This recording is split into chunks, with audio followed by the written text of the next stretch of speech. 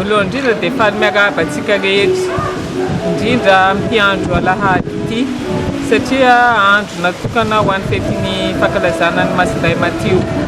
Raha ny tena izy moa zany dia tamin'ny talata faha 1 septembre na fankalazana ny fetiny Masinday Matio. Amin'ny fandaminana dia androany 26 septembre no nankalazana ny fomba manetrinenitra ny fetiny Masinday Matio. Izay niarahan'ny kristianina rehetra ny anonom-bavaka Betaimbatry izay tena nentanentana tokoa raha ny tao am-piangonana amin'ny liturgie. Indrindra koa moa ny fanentanana izay nataon'ny opera tao mikasika ny fiainan'ny Masinday Matio izay tokony arahanay izay ao amin'ny Kartie ny resaka fanoloran-tena izay nataon'ny Masinday Matio. Izay zany mezahanay Kartie iainana bebe kokoa amin'ny maha ambany fitantanan'ny Masinday Matio anay. Masinday Matio zany mbola veko dia mpiaron'ny Kartie Betaimbatry izay eo amin'ny KATEDRALY moa mazava ho azy. Ny fanamby atao moa zany dia mba hitohizany le tena nafinaritra le androany tena ohatra napitarika zany tena faly ny fo satria tena niarany eo mikoto koa zahay rehetra tao amin'ny Kartie.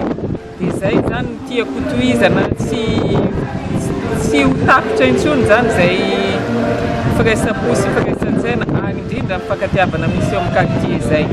Mbola betsaka moa ny zavatra ho atao ankoatran'izay dia mety tsy manantena aho fa tombona tonga izay Betaimbatry.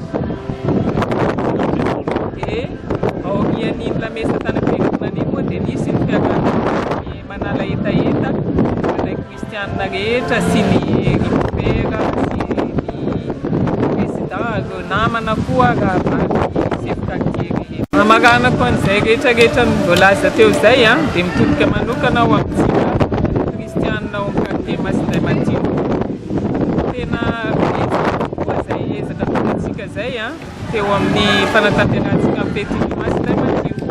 Dia izay ezaka izay zany mbola iangaviko antsika kristianina ao amin'ny Kartie Masinday Matio mba hanohy indrindra amin'izao fanomanantsika ny kermesy izao.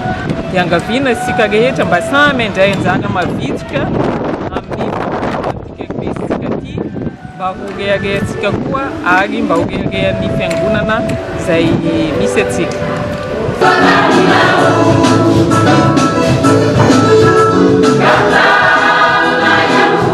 This is